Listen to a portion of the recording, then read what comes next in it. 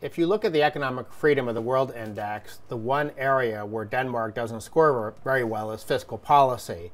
It does a pretty good job on monetary policy, trade policy, regulatory policy, very good scores on rule of law and property rights, but the burden of government is just too large. Spending is too high, diverting resources from more productive uses. And of course, when you have a high level of spending, it also means you have very high tax rates, which discourage work-saving, investment, risk-taking entrepreneurship. It's like you have an apple tree in your yard and you decide to harvest the apples by chopping down the tree. Well, you're destroying capital that could be used to produce apples next year and the year after that. You don't want to double tax and triple tax, in many cases, income that is saved and invested. Every economic theory says you need capital formation, saving and investing, for long-run economic growth and higher living standards. So I think these taxes are some of the worst. And Denmark, with 42% capital gains and dividend taxes, I mean, that's even worse than the United States, and we're one of the worst countries on those taxes.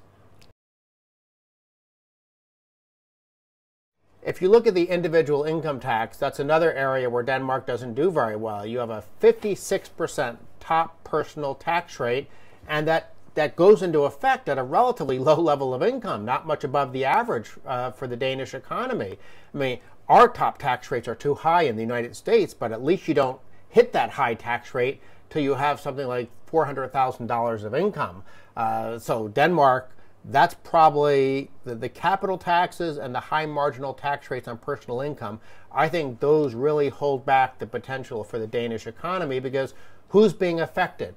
Entrepreneurs, investors, small business owners. They're the ones that really get hit by these high tax rates.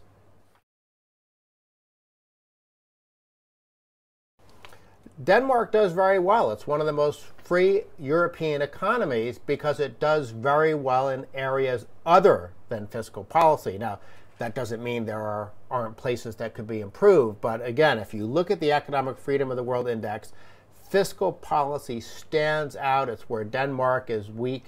And I think given the inherent productivity of Denmark's economy, and the work ethic that still, I think, exists to a good extent with Danish people, I think if there was a smaller burden of government spending, Denmark could have, very easily, could have 3% average growth rates for a long period of time.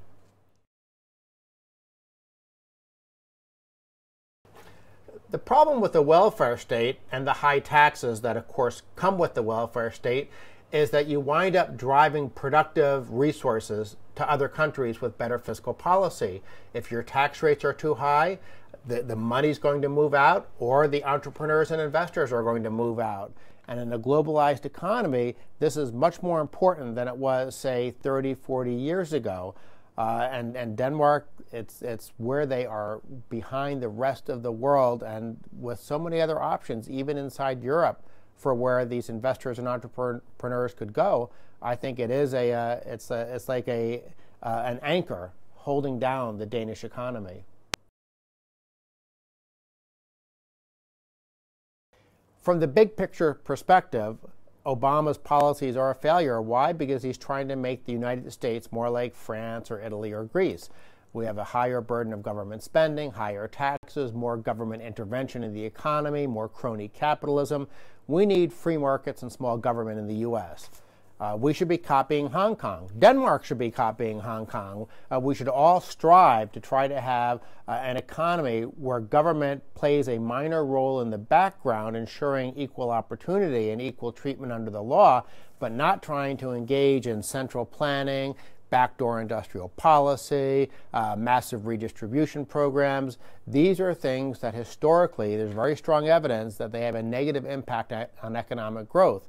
So obviously not every country can be Hong Kong, but at least moving in the right direction in terms of liberalizing the economy, reducing the burden of government spending and taxes. Those are things that can pay big dividends, both in the United States, where Obama's going in the wrong direction, and in Denmark and other European nations where government already is too big.